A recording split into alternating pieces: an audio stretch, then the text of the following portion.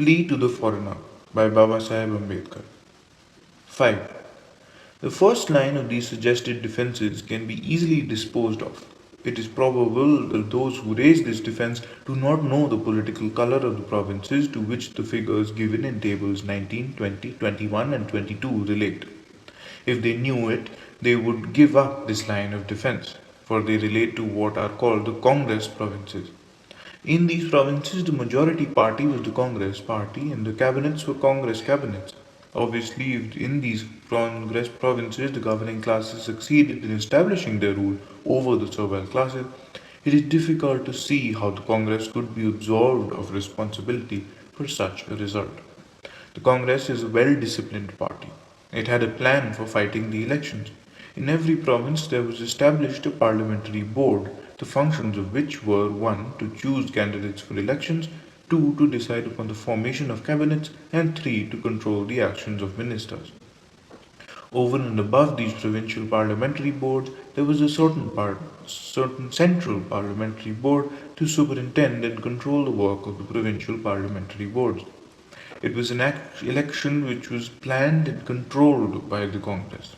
It is therefore futile to argue that if the governing class captured power in the elections of 1937 in the Congress provinces, the Congress is not responsible for the result.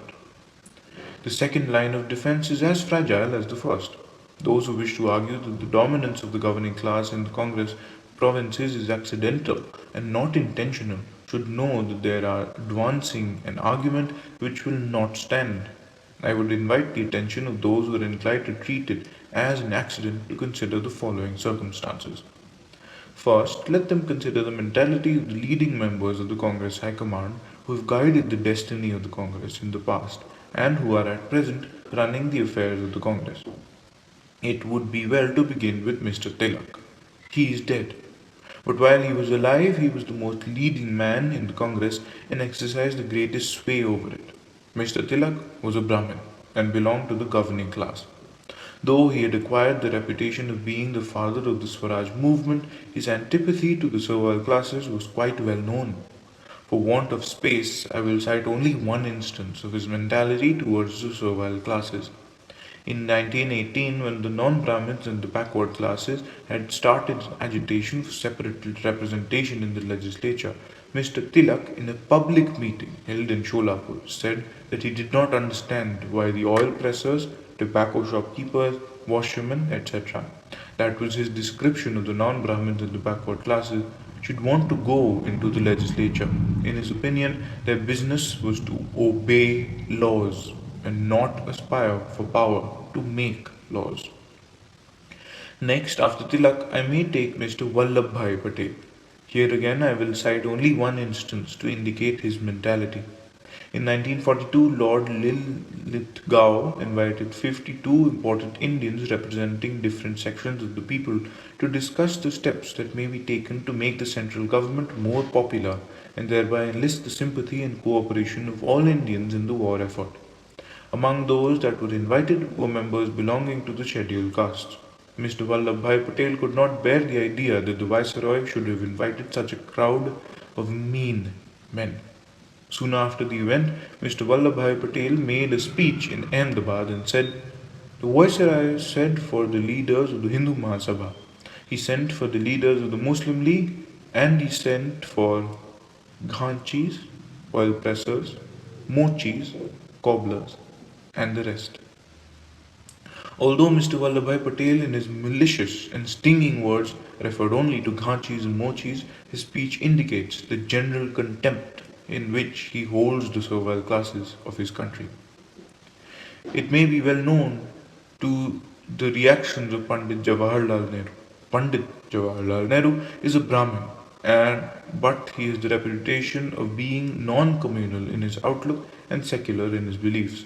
Facts do not seem to justify the reputation he carries. A person cannot be called secular if he, when his father dies, performs the religious ceremonies prescribed by Orthodox Hinduism at the hands of Brahmin priests on the banks of the river Ganges, as Pandit Jawaharlal did when his father died in 1931. As to his being non-communal, it is stated by no less a person than Dr. Sitaramaya that Pandit Nehru is very conscious of the fact that he is a Brahmin. This must come as a most astonishing fact to those who believe that the Pandit to have the reputation of being the most nationally minded Hindu leader in India. But Dr. Sitaramaya must be knowing what he is talking about.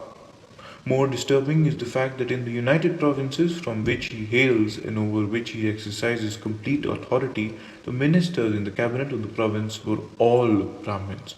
Mrs. Vijaya Lakshmi Pandit, the well-known sister of Pandit Jawaharlal Nehru, also seems to be conscious of herself being Brahmin by caste.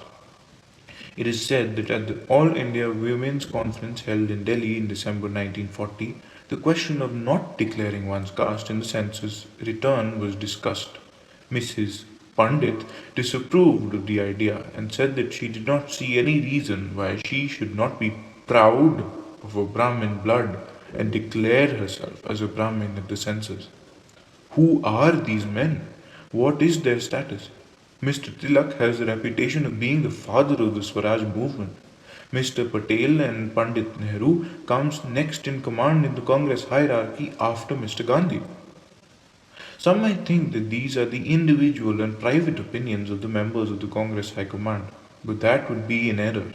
Several cases could be pointed out in which such opinions have been acted upon in election campaigns run by the Congress. Ever since 1919, when Mr. Gandhi captured the Congress, congressmen have looked upon the boycott of legislatures as one of the sanctions for making the British government concede the demands of Swaraj. Under this policy, every time there was an election in which the Congress decided not to take part, the Congress would not only refuse to put candidates on the Congress ticket, but would carry on propaganda against any Hindu proposing to stand for election as an independent candidate.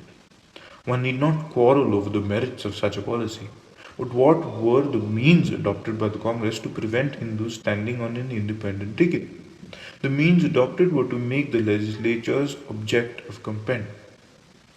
Accordingly, the Congress in various provinces started processions placing placards with these significant and telling words. Who will go in the legislatures? Only barbers, cobblers, potters, and sweepers. In the processions, one man would utter the question as part of the slogan, and the whole Congress crowd would shout as answer the second part of the slogan. When the congressmen found that this was not enough to deter persons from standing for the elections, they decided to adopt sterner measures, believing that respectable people would not be prepared to stand for election if they felt certain that they would have to sit with barbers, potters, and sweepers, etc., in the legislatures. The Congress actually went to the extent of putting up candidates from these despised communities with the Congress ticket and got them elected. A few illustrations of this outrageous conduct of the Congress may be mentioned. In the 1920 election, the Congress elected a cobbler to the legislature of the central provinces. In the 1930 election, they elected in the central provinces two cobblers, one milkman and one barber, and in the Punjab, one sweeper. In 1934, the Congress elected to the central legislature a potter. It might be said that this is old history. Let me correct such an impression by referring to what happened in 1948 in the municipal elections in Andheri, a suburb of Bombay. The Congress put up a barber to bring the municipality in contempt. What a mentality for a governing class!